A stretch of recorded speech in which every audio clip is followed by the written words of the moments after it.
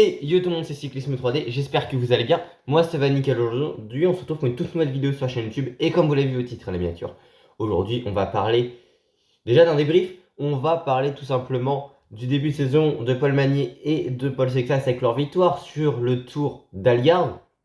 3 victoires en 4 étapes. Et ça va pouvoir me faire une transition parce que vous savez que j'ai du mal souvent à enchaîner les vidéos avec manque de motivation et un peu la flemme certaines fois et même beaucoup de faire des vidéos. Cela étant, il est vrai que je dois toujours faire depuis qu'elle est sortie, depuis que ça a été annoncé la vidéo sur la présentation du parcours du Tour de France.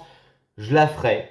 Elle aura lieu. Je sais pas quand, je pense début mars, plus de 4 mois et demi après la sortie du parcours officiel, mais vous inquiétez pas, parce que j'hésite aussi beaucoup à savoir qu'est-ce que je peux donner dans mon avis de manière générale. Mais aujourd'hui, on va parler d'une vidéo que j'aurais pu faire fin décembre, début janvier aussi, sur qu'est-ce qu'on va attendre de la saison 2026 des coureurs français. Bilan 2025, projection 2026, et on va commencer justement par les performances qu'on a pu voir sur ce Tour d'Algarve. Tour d'Algarve que j'ai voulu regarder cette année parce qu'on avait une très grosse start list qui m'intéressait beaucoup, avec notamment Paul Sexas, mais on avait quand même du Juan Ayuso et du Joao Almeida. Il y avait Julien Alaphilippe, il y a quand même Only, il y a quand même Vauclin, donc il y avait vraiment une grosse start list et ça m'a donné envie de le suivre. Et c'est pour ça qu'on va s'attarder aujourd'hui sur ce début d'épreuve. Notamment, on va commencer par parler de la victoire de Paul Magnier lors de la première étape. Ce qu'il faut savoir, c'est que cette étape-ci était assez intéressante. Alors, on avait un kilomètre en or avec 3 sprints. Et notamment, l'échappée s'était fait reprendre justement pour le dernier sprint avec Ayuso qui avait pris des bonifications. Mais c'est vrai que c'était entre guillemets un peu houleux parce qu'on avait un sprint pas très loin dans le final. Un virage, pardon. Et on avait un Paul Magnier qui, comme souvent, comme le dirait la Mérique Production et à juste titre, on a un Paul Magnier qui est souvent, et c'était le cas, très bien positionné. Ça, c'est un fait vraiment. Paul Magnier a vraiment un très très bon placement et il faut le souligner. Et à ce moment-là, sur cette première étape, ses coéquipiers remontent dans le dernier kilomètre. Après, on connaît cette formation sous Quick Step depuis quelques temps. On sait que généralement, ils peuvent revenir dans les 2-3 derniers kilomètres très bien positionnés et avoir un bon train. Cela étant, sur cette épreuve, on a vraiment vu un placement que j'ai trouvé assez intéressant dans la roue d'une formation Alpecin qui quand même s'est un petit peu embrouillé parce que on avait Cadengos qui était là avec Philipsen comme sur le dernier Tour de France, sauf que des fois on pouvait se poser la question qui est-ce qui va faire le sprint entre à la fois Philipsen et à la fois Cadengos. Pour moi ça devait être Philipsen et c'est Philipsen qui va faire la meilleure place sur cette étape-ci, mais on a un Cadengos qui lance le sprint au tout début. Je me dis est-ce que c'est Philipsen, mais pourtant on avait encore un Alpecin dans la roue. Sauf que je sais pas si on a eu un petit problème d'organisation entre les deux parce que on a Caden Groves qui va lancer un moment et Philipsen beaucoup plus tard, sauf que Jasper Philipsen est lancé après un Paul Magnier qui nous a vraiment fait un très très gros effort. Il s'est un peu fait chahuter dans le dernier sprint. Paul Magnier mais bien positionné dans la roue des deux coureurs de cette formation alpecin. Première tag, mais c'est vraiment ce que je voulais souligner surtout avec Paul Magnier, c'est que au-delà d'un très très bon placement, on a un coureur qui a aussi l'intelligence de savoir bien déclencher au bon moment. Et il a seulement 21 ans. Et c'est un coureur qui a vraiment de très très bonnes capacités. Et j'en doute pas pour l'avenir. Et c'est surtout vraiment ce sentiment de puissance qu'il a dans son sprint. Et il bat quand même pas n'importe qui. Il bat Jordi Meus au sprint. Pavel Bittner. En plus, il bat Meus sur une arrivée qu'il avait gagnée l'an dernier. Il bat Bittner. Il bat quand même Jasper Philipsen. Il y a Arnaud Delis qui finit 5ème. Donc vraiment, c'était une démonstration sur ce sprint limite un demi-vélo d'avance face à Jordi Meus qui revenait à peu près dans le final, même si, comme j'ai dit, c'était une démonstration de Paul Magnier en termes de résultats, et ça, faut vraiment le souligner. Paul Magnier qui enchaîne les victoires, parce que l'an dernier, sa fin de saison, c'était pas déconnant. C'est quand même 5 victoires en 6 étapes sur le Tour of Granchi. C'est quand même à 4 étapes remportées sur 6 lors du Tour de Croatie, où effectivement, il a battu une fois au sprint quand même par Kogut, le sprinter israélien de la Israël, justement à l'époque, donc équipe NSM aujourd'hui. Mais sur le tour de Slovaquie, il remporte 4 étapes. À la suite, il remporte le Grand Prix de Fourmi. Donc vraiment, il a juste été énorme.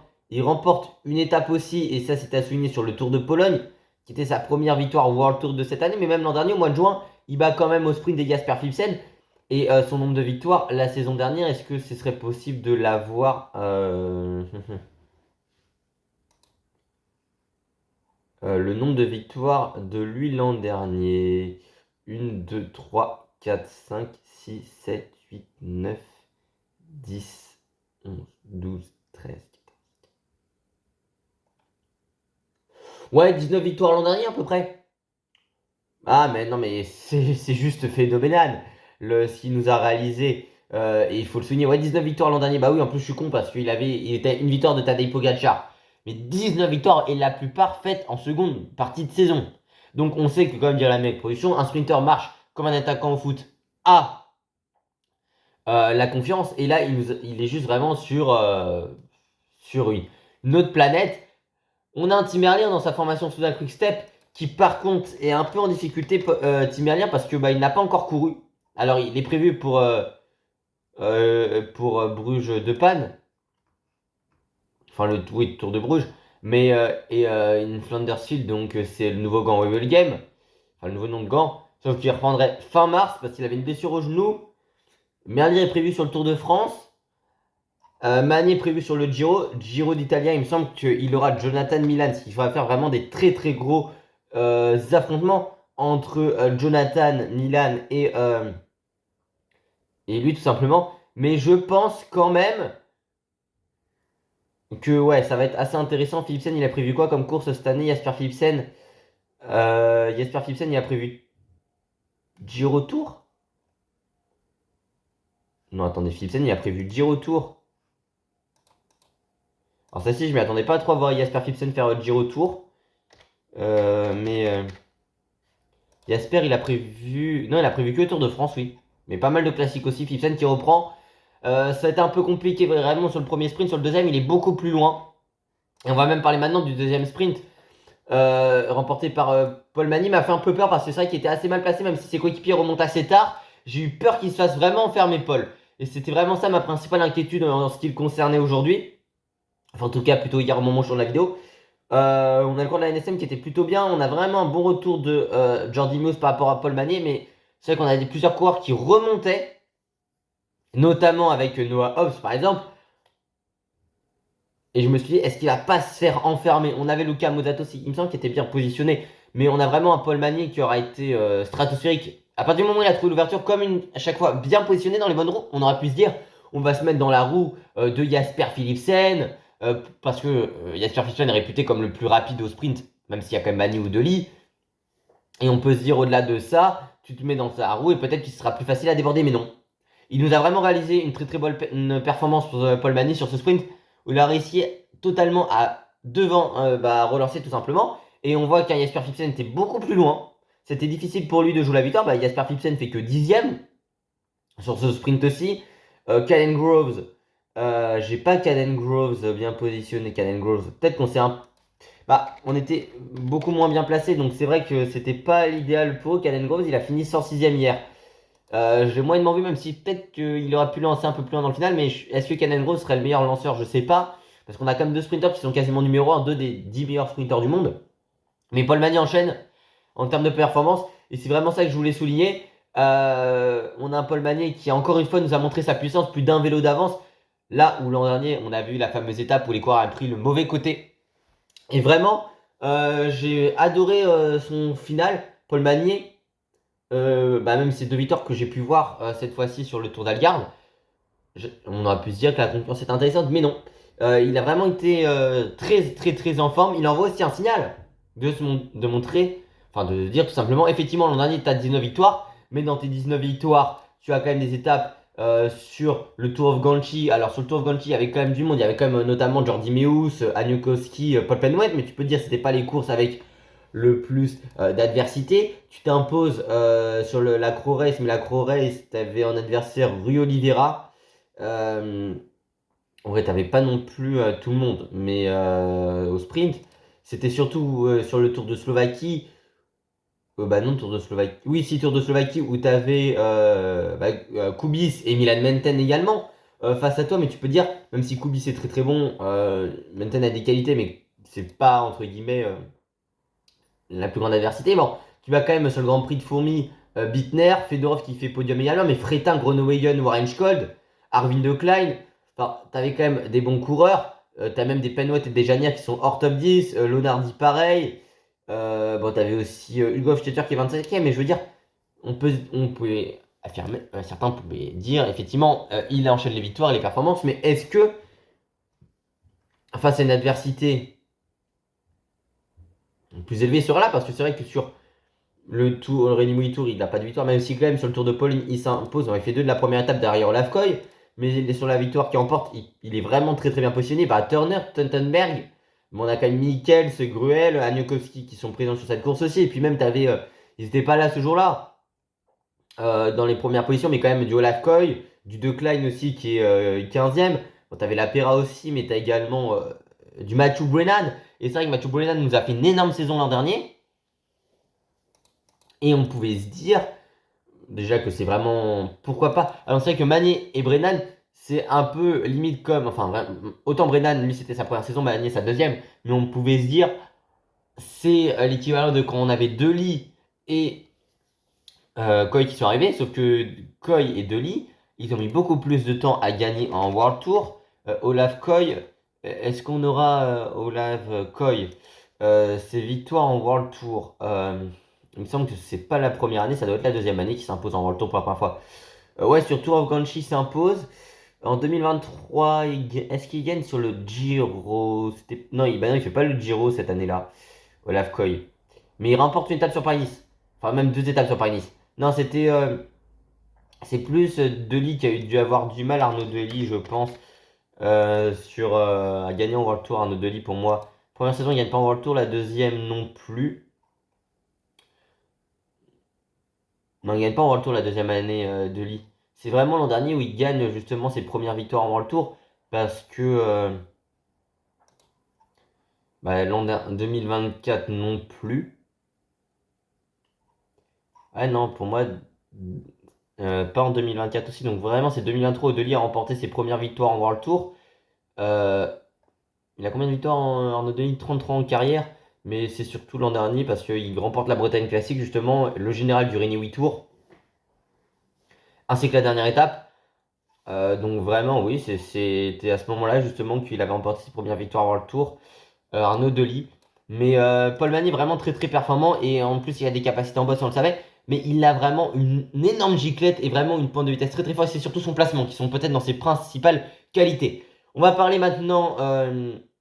Alors c'est vrai que je vais pas regarder du tout l'UAE Tour avec une victoire hier de Del Toro devant Plap, Tiberi qui perd le général, Félix Gall qui fait podium. On avait 2 victoires de Jonathan Milan sur cette épreuve-ci, 2 victoires de Del Toro du coup, et sur l'UAE Tour la victoire de Remco sur le chrono. Et Tiberi qui gagne, c'était Jebel Mobra. Voilà, un début de saison quand même que j'ai vu une étape l'an dernier enfin cette année sur Bessèges comme l'an dernier, le chrono j'ai juste pu voir genre 30 secondes sur l'appli l'équipe parce que j'étais pas chez moi et puis vu que j'ai pas mon compte n'est plus sur l'appli de l'équipe. Victoire de Jason Tesson hier sur la classique VAR.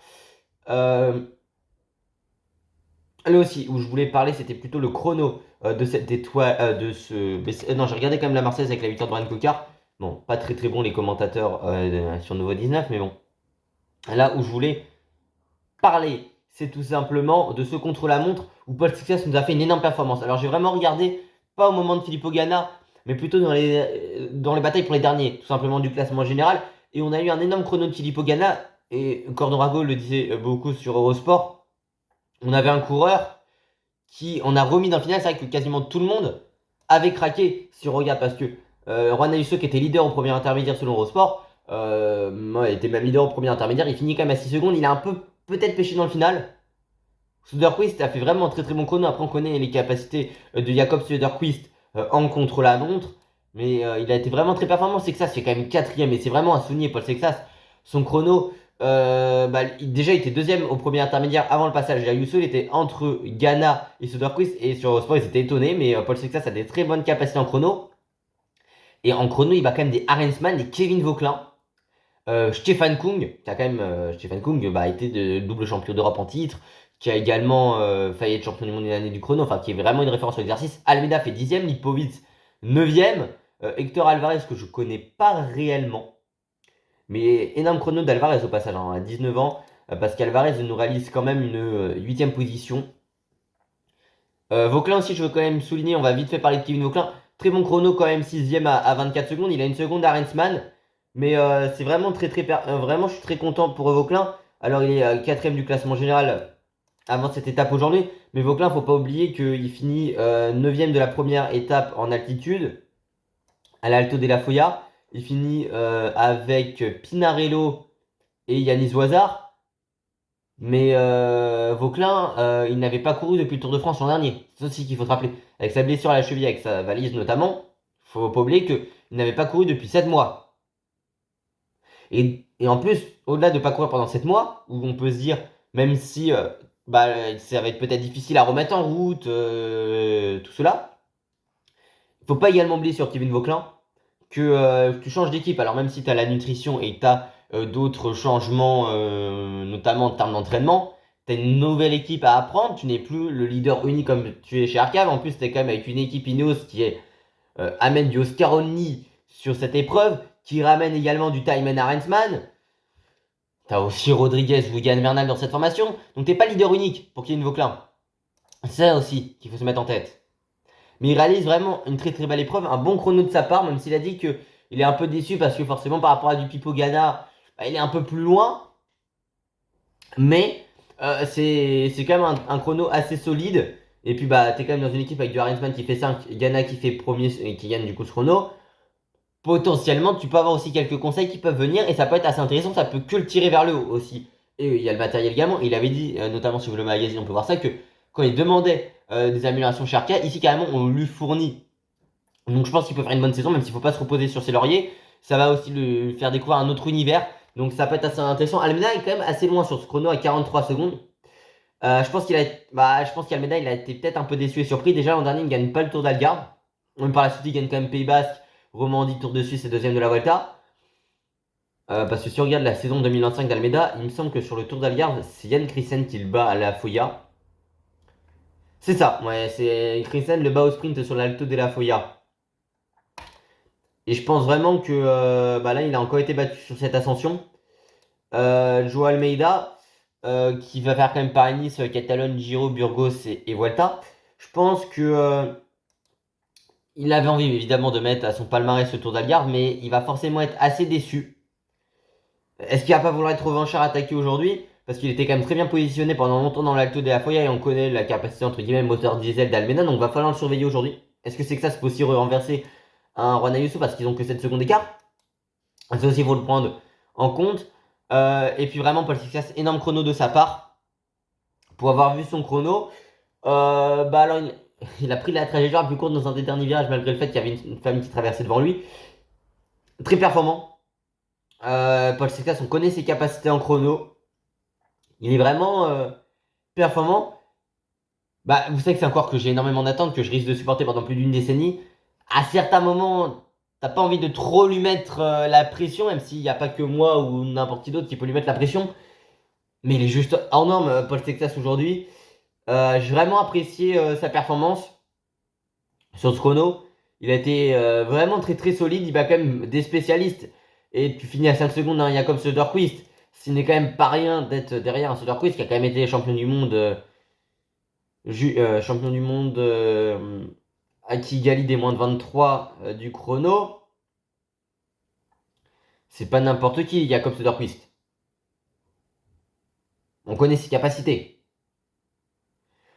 Et puis je pense que d'ailleurs, parce que je parlais du Tour d'Algarve et des Français sur cette épreuve-ci, on va parler quand même de la victoire de Paul Sexas, bien évidemment. Magnifique victoire que j'ai regardée. Alors mes commentaires étaient un peu moyens par rapport à d'habitude, mais Alto de la Foya, on avait une victoire sur cette ascension de Pogacar, sa première victoire en professionnel en 2019. Remco s'y imposait, c'est vrai que c'était le premier général emporté par à la fois Remco et Pogacar en professionnel. Et Paul Sexas, il a juste été magnifique sur cette ascension. Malgré le fait qu'on a eu des UAE qui avaient roulé au tout début, enfin surtout la ligne de trait qui avait imprimé un gros tempo. On était sur version différente d'habitude, mais on a eu une première attaque d'Ayuso très bien suivie par Sexas et Almeida. Mais c'est vrai que Sexas disait que à la fois Almeida et Ayuso ne voulaient pas collaborer avec lui. Est-ce que c'est peut-être pas intéressant sur un aspect de se dire Sexas leur faisait peur? Surtout que Sexas, on savait que pas très loin, il y avait Richitello, il y avait Only. Mais il a pris un gros tempo, il a surtout mis une attaque aussi. Et c'est sur son attaque, autant Ayuso l'a bien suivi. Et Almeida a perdu quelques mètres. Alors Almeida a réussi à revenir dans le final. Mais ce que je veux souligner quand même, c'est qu'il avait réussi à mettre en difficulté Joao Almeida déjà ici.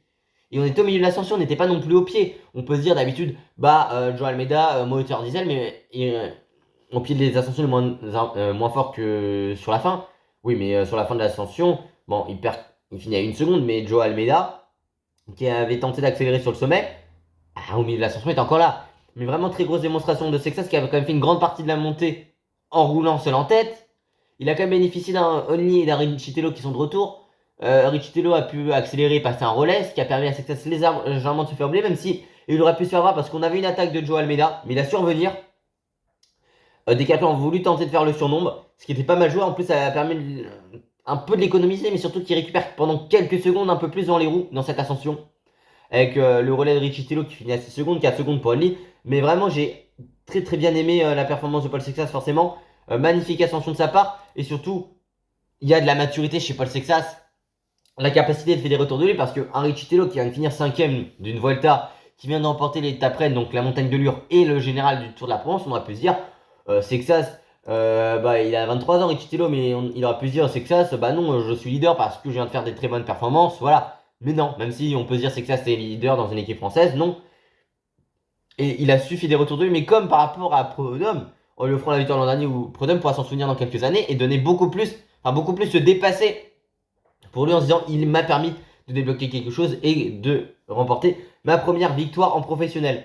Ce qui a été très fort aussi, c'est que on voit au moment où il lance son sprint un Almeida qui tourne la tête genre 2 secondes avant. Au moment où Almeida regarde derrière, justement pour se méfier d'un sprint, et du coup après, cela son champ de vision revient dans l'axe et Paul Sexas tente d'attaquer directement. Alors est-ce qu'il l'a vu? Potentiellement, mais en tout cas il anticipe très bien. On a un Juan Ayuso qui directement tourne la tête pour le suivre et embraye directement. Et Almeida a eu du mal à suivre sur ce sprint, il est vrai. Mais là aussi, ce que je voulais souligner par rapport à Paul Sexas, c'est que bon, le revêtement n'était pas idéal. On va pas se cacher, on va pas se mentir sur ce final. Mais on a eu un Sexas qui a plutôt pas mal manœuvré ses virages. Il devait forcément avoir la connaissance qu'on avait plusieurs courbes. Même si la dernière courbe, il tente de la prendre à l'intérieur, mais il sort à l'extérieur. Alors qu'on a justement un Juan Ayuso qui sort justement à l'extérieur de cette courbe avec un peu plus de vitesse. Et avec plus de vitesse, on aurait pu penser que, et à juste titre, que Juan Ayuso aurait pu le dépasser, mais ça n'a pas été le cas. C'est que ça a quand même légèrement remis. Enfin, en tout cas, il ne s'est pas reposé sur ses lauriers. Il bat d'une roue Juan Ayuso, mais il a vraiment tapé du poing sur la table sur cette étape. Mais il a vraiment été énorme au sprint. Et on connaît ses capacités de grimpeur, de puncher, même un peu de récupération sur le Dauphiné, parce que courir le plus jeune au départ de l'histoire du Dauphiné et finir 8ème comme ça, avec une chute dans la dernière étape, dans la dernière ascension même, avec le guidon de travers, il y a du mental, aussi de la pression quand même, parce que bon, qui est les supporters de certains médias lui mettent de la pression, c'est beaucoup, déjà dis-moi, mais quand même. Bon, après, il a quand même remporté le prologue et le dernier chrono en cycle général sur le Tour de l'Avenir dernier, mais sur Instagram, on a quand même, par exemple, le patron de CMA-CGM, donc actionnaire de cette formation, qui a même fait une story pour dire, voilà, la première victoire d'une longue série, par exemple, pour Paul Sexas. Donc si tu as même ton patron qui va mettre des stories sur Instagram pour te féliciter, ça peut être une reconnaissance, mais aussi une forme de pression de te dire, tu as quand même ton actionnaire qui relaye ta première victoire et qui limite met un sous-entendu que ça en appelle d'autres. Que c'est l'éclosion d'un talent, que c'est la première d'une longue série. Et c'est ça aussi qui peut être difficile à gérer pour lui. On a quand même un Juan Ayuso qui a été solide sur cette ascension, qui a quand même eu du travail de la Lidl Trek, notamment Verona, à souligner. Mais il a été offensif en attaquant en premier. Après, il est resté pas mal dans la roue de Sexas, mais il a quand même pas mal. Dès que Sexas a lancé son sprint, il a réussi à embrayer et à tenir sa roue. C'est quand même à souligner. Mais on a eu un Sexas qui est très fort. Et puis Ayuso qui a quand même pris 3 secondes de bonification depuis le début de cette épreuve 6. Ça peut compter pour le général, bien évidemment. On a un Almeida qui a été légèrement décroché sur le sprint, qui finit à 1 seconde aussi. Mais qui s'est pas mal fait déborder sur le final. Mais vraiment, belle lecture de Paul Sexas dans le final. Et surtout, belle lecture des trajectoires aussi. Même s'il sort légèrement extérieur, ce qui aurait pu lui être préjudiciable sur la dernière étape, ça n'a pas été le cas. Et je voulais vraiment souligner parce que je trouve que c'est une magnifique victoire de Paul Sexas. Et c'est très bien tactiquement, notamment au moment où il lance son sprint, comme j'ai pu vous l'expliquer. Même qui joue un peu le surnombre avec Richitello. Qu'on voit que, mine de rien, il arrive à fédérer autour de lui. Il est toujours très bien placé aussi en ce début d'épreuve, notamment dans le final des étapes. Et il arrive quand même à battre du Ayuso et du Joe Almeida. Moi aussi, c'est ce que je me disais en direct, notamment sur l'attaque d'Ayuso. Et qu'Ayuso pourrait vouloir aussi, comme c'est que ça, se taper du poing sur la table en se disant, il y a Almeida par exemple, qu'il bat, ou Morgado aussi. Magnuti sur cette épreuve, on aurait pu se dire, eh bah, Coran Ayuso voulait être revanchard par rapport à son départ de la UE et comment ça s'est mal terminé pour lui là-bas. Et c'est que ça a réussi à battre un Ayuso qui devait être remonté. Aussi, d'ailleurs, c'est que ça, c'est à faire Faune-Ardèche la semaine prochaine. Alors, je serai pas chez moi pour la Faune-Ardèche, mais il va être présent. Il y aura Stradé, Pays Basque, Flèche, Liège. Il y aura un beau programme hein, pour Paul Sexas, honnêtement. Quand on y pense, première victoire professionnelle, même si il y a quand même les victoires sur tout l'avenir, mais on s'entend bien. Hein. C'est considéré comme course du 23. C'est juste magnifique ce qu'il a réalisé. Je vais quand même parler de Vauclin. Yannis Voisin, très bonne ascension, même si c'est déjà imposé en cette saison, notamment sur le Tour d'Arabie Saoudite, hein, dans la fameuse montée de 4 km 9 à 5,8% dans le final. Mais vraiment, Yannis Voisin fait une belle ascension avec un Julien Philippe qui a roulé à ses côtés. Julien Philippe aussi a fait une belle montée. Je voulais le souligner. Il bat notamment Yarno Hidar qui avait tenté justement de suivre en contre-attaque le trio de tête, mais il a totalement explosé. Il finit à plus d'une minute, Yarno Hidar. Magnuti, il me semble qu'il était tombé. En tout cas, Magnuti qui est un peu. Ouais, Magnuti, il n'était pas tombé. En tout cas, c'est vrai que c'était un peu compliqué pour lui ce final. Assez loin, mine de rien, il faut quand même le souligner. Lipovic qui finit à plus de 30 secondes. Lipovic derrière Thomas Glog, mais que je connais pas réellement ce coureur-ci. Thomas Glog, mais ouais, Florin Lipovic, je l'ai pas tant vu que ça, entre guillemets, sur cette étape-ci du Tour de l'Algarve. Surtout qu'en plus, au général, bah, du coup, il doit être leader de sa formation, mais bah non, il est deuxième parce qu'il y a Daniel Felipe Martinez qui est sixième, justement. À une douce, c'est vrai. Après, bah, il y a 5 secondes d'écart entre les deux. Oui, parce qu'il est dans le même temps qu'Only. Mais il va falloir faire attention, je pense, pour lui. Mais je voulais quand même souligner vraiment ça pour Paul Sexas, et puis on va pouvoir parler de qu'est-ce qu'on peut attendre de cette saison du cyclisme français. Pourquoi?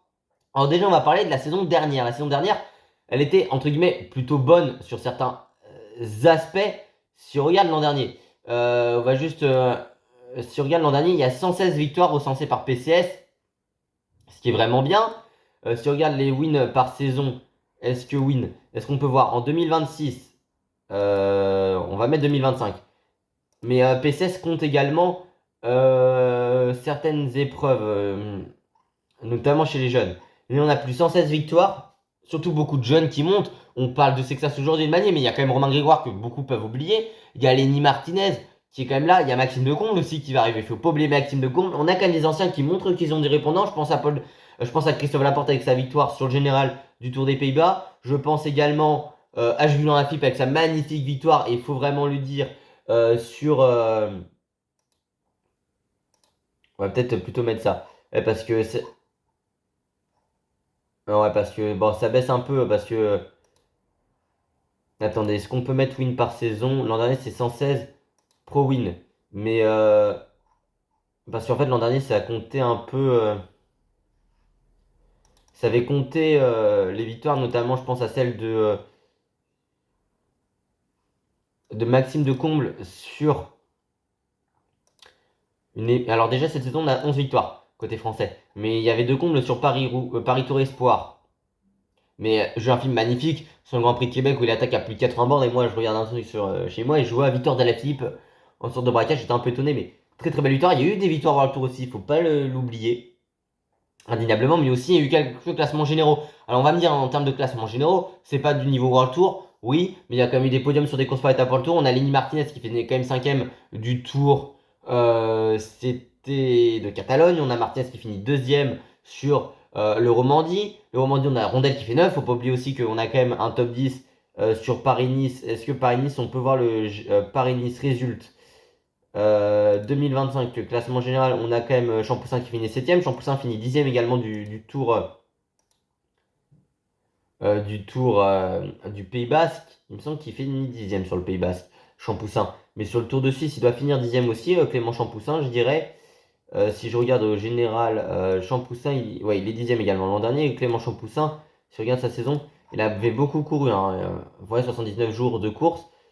Il avait fini 10ème également, donc il avait fait quand même 3 top 10 sur des courses par étapes, ce qu'il faut quand même le souligner. Mais on a également eu aussi Je pense notamment sur le Dauphiné, la 8ème place de Paul Secas, la 10ème de Guillaume Martin général sur le Tour de France. Il y a quand même une 10ème place qu'on n'attendait pas du tout de Jordan Jegat et une 8ème aussi, 7ème pardon, de Kevin Vauquelin qui finit 2ème du Tour de Suisse, où Julien Philippe fait 5ème au général du Tour de Suisse, il faut aussi se le rappeler. Julien Philippe qui au général final du Tour de Suisse finit quand même 5ème. Je pense pas qu'on s'y attendait au total. Donc vraiment je voulais quand même en parler. On a eu des très belles performances. Si tu regardes, on a quand même en termes de classement géo remporté le général de l'étoile de Bessèges pour Kevin Vauquelin. On l'oublie un peu, mais quand même Pavel Siakov avec la Ruta del Sol. Le général du Tour du Rwanda avec Fabien Doubet. Ça, j'ai mis. On a Adrien Boissy, mais du coup, je compte pas Adrien Boissy sur l'Istrian Spring Tour parce que c'est une course sur 23.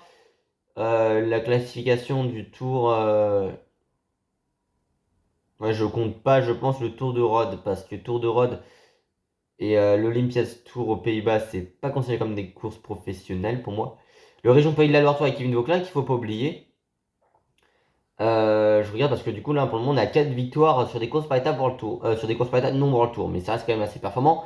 Je voulais quand même souligner également bah oui le général sur le Tour d'Occitanie, la route d'Occitanie avec Nicolas Prudhomme, Prudhomme qui a quand même 28 ans et qui enchaîne les victoires. On reparlera de Prudhomme juste après dans cette vidéo. Donc on a 5 victoires en classement généraux.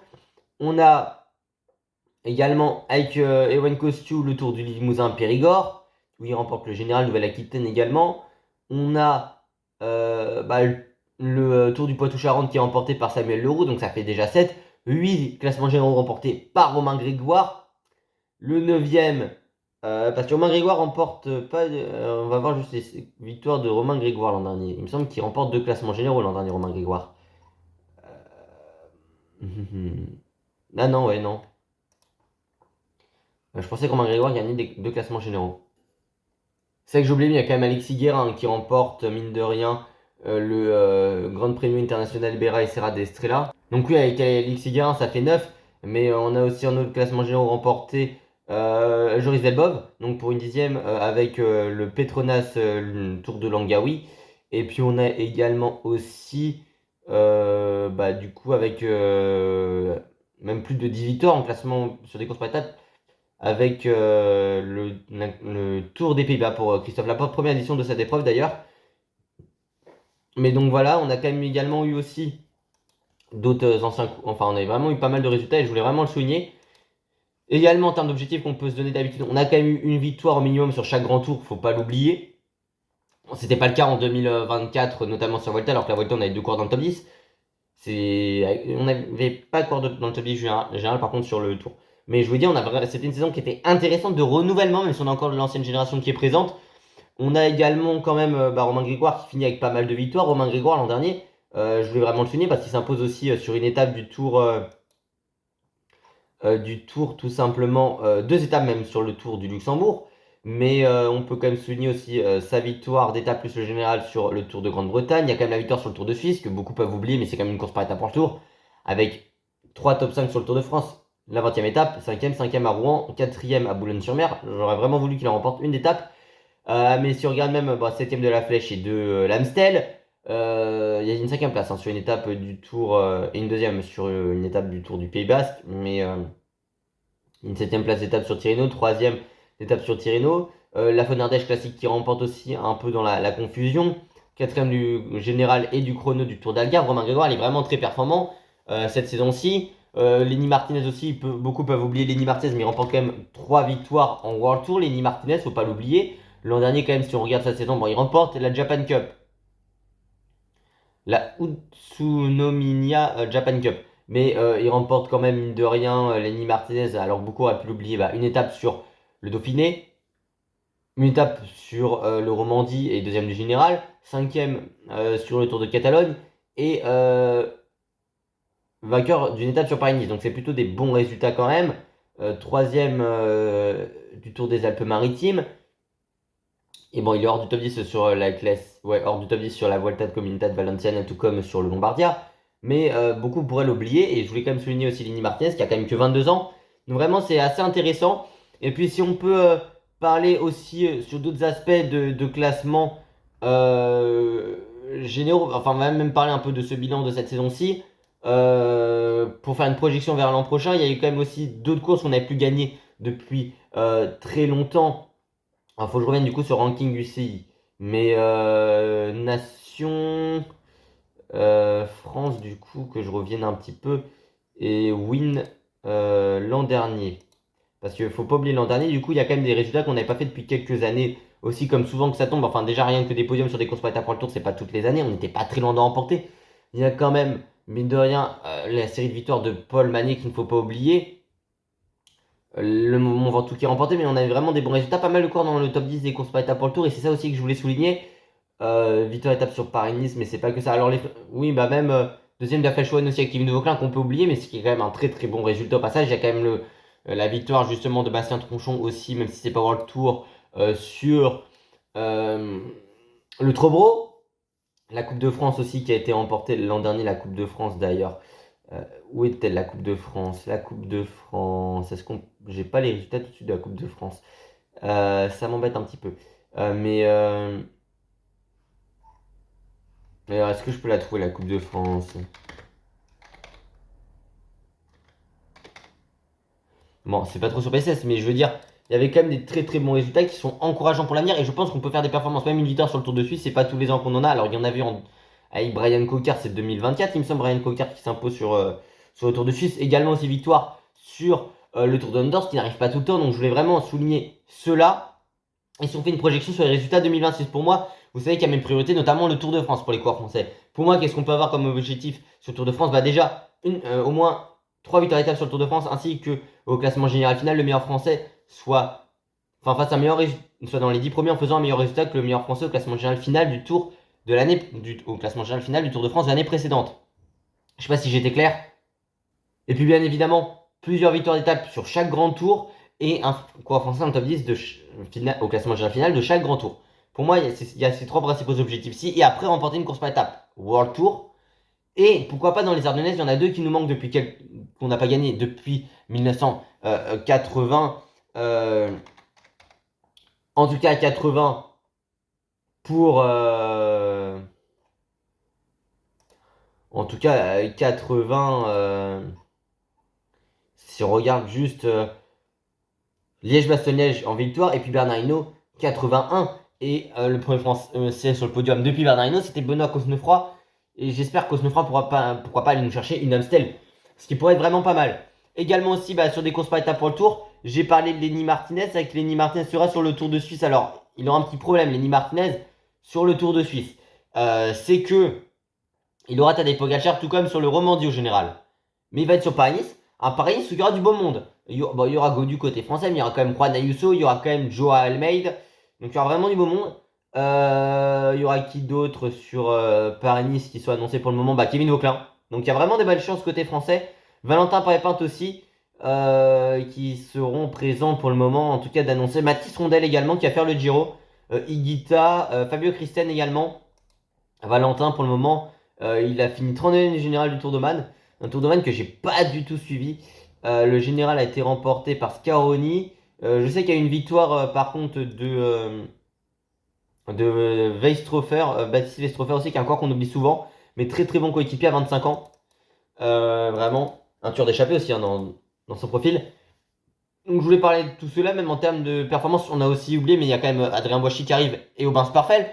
Et en termes de course par étape World Tour, alors il y a le Tour de Romandie, ce qui est particulier, c'est que ça peut convenir à Kevin Vauclin. Pourquoi? Parce que le Romandie, tu as un prologue, un chrono qui termine l'épreuve, une étape de montagne, deux vallons, mais tu as également aussi une étape de plat. Donc ça peut correspondre de base à un Kevin Vauclin. Là, il y a Pogacar, mais parce que Pogacar, ça fait partie des courses par étapes comme le Tour de Suisse, World Tour, qui n'a pas remporté. Il a remporté le Dauphiné l'an dernier. Il a bien évidemment 4 Tours de France, un Giro, mais il a aussi également remporté 3 Tours avec Pogacar. Faut pas l'oublier aussi. 2 Tirreno Adriatico, un Paris-Nice, un Tour de Catalogne également, un Tour de Californie aussi. Mais Pogacar n'a pas encore remporté le Tour de Suisse et le Tour de Romandie qui seront cette saison à son programme, ce qui peut aussi un peu pas le bouleverser, mais en tout cas, c'est vrai que c'est pas dans son programme habituel pour le Slovène. Et puis en termes de projection, j'ai parlé d'Ardennaises qu'on peut vraiment aller chercher. Je pense à l'Amstel Gold Race ou à Liège-Bastogne-Liège parce qu'on a des cartes sur Liège-Bastogne-Liège. T'as du Vauclin, t'as du Alaphilippe qui est toujours présent. Même s'il y aura Pogacar. Liège-Bastogne-Liège, je sais pas du tout Pogacar. J'imagine que Pogacar a prévu Liège à son programme. Il a prévu Liège, mais il n'a pas prévu l'Amstel et la Flèche. Liège-Bastogne-Liège, j'aurai Remco et j'imagine également. Mais c'est que ça va faire Liège-Bastogne-Liège. J'avais complètement zappé. Axel Laurence qui a fini 8ème l'an dernier. Il y aura Jarno Widar sur cette épreuve-ci. Barguil aussi. Il y aura Cosnefroy. C'est peut-être un peu dur pour lui. Il y aura Louis Barré également. Remco Evenepoel. Van Gils, Tobias Salon du NSN, Pitcock, Champoupou, Alaphilippe. Enfin, Champoussin. Mais voilà. Donc il y a vraiment des capacités. On oublie aussi Jordan Gigart qui peut nous faire des performances cette saison. Mais je pense vraiment qu'on peut aller chercher des belles courses. Et c'est vraiment ça que j'avais également envie de parler. Donc faire un petit bilan et projection pour 2026 pour le cyclisme français. Voilà. Après, faut pas aussi oublier d'autres types de courses, bien évidemment. Les championnats du monde, les championnats d'Europe. Mais là, comme j'ai dit, 3 victoires d'étape. Je pense qu'on a les capacités de le faire sur le prochain Tour de France. Également, on a aussi, comme j'ai dit, un Français dans le top 10 au classement général final du Tour de France en faisant un meilleur résultat que le meilleur Français au classement général final du Tour de France en dernier. Pourquoi pas un top 5? Si c'est ouvert, même s'il y a pas mal de coéquipiers à certains moments, pourquoi pas pour Vauclin, si un Vauclin progresse, si un Lenny Martinez fait un bon classement général. Par exemple, ça sera 2 grosses cartes côté français à souligner, bien évidemment. Mais voilà, on aura aussi, comme j'ai dit, au moins plusieurs victoires d'étape, enfin au moins des victoires d'étape côté français sur chaque grand tour. Et un coureur français en top 10 de chaque grand tour également. Ce seront vraiment les 3 principaux objectifs Tour de France et comme j'ai dit chaque grand tour. Et puis les classiques ardennaises, vraiment remporter une, ça pourrait être pas mal. Et un classement général d'une semaine au retour, même le Tour de Pologne par exemple, qui peut être remporté. Le Tour de Pologne, bon, il y a un chrono, mais il y a des étapes ballonnées, vous voyez l'idée. Ça peut vraiment être assez intéressant. Paris-Nice, on a des bonnes capacités, on a des bons coureurs, ça aussi il faudra le souligner. Le Tour de Catalogne, Martinez ne va pas le faire cette année, mais c'est une épreuve où il n'y a pas de contre-la-montre également. Le Tour Auvergne-Rhône-Alpes, enfin je plaisante, le Dauphiné, il faudra voir également, mais je pense qu'on peut avoir une bonne saison. Maxime Lecomble aussi qu'il faudra surveiller. Donc voilà, j'espère que cette vidéo vous aura plu. Si c'est le cas, n'oubliez pas de vous abonner, d'activer la cloche de notification, liker, partager, commenter, de venir me rejoindre sur Insta et sur TikTok Cyclisme 3D. Là, je vais m'absenter pendant une semaine de chez moi, mais je pense que vous aurez très bientôt la vidéo sur le cyclisme français, pardon, sur le parcours du Tour de France. Et puis on va enchaîner parce qu'il y aura Paris-Nice et je vais vraiment vous faire du Pro Team et du Pro Leader, même si j'ai un peu la flemme d'en faire. Et puis c'est vrai que ça me dit moyennement, mais il faudrait vraiment que je me pose une heure à me dire que je vais faire du Pro Team et je pense que je vais essayer de vous faire du Pro Team ou du Pro Leader assez récemment, continuellement, jusqu'à la fin des jeux pour pourquoi pas faire un minimum de saison de chaque. Bref, c'était Cyclisme 3D pour tout bien, la prochaine, ciao.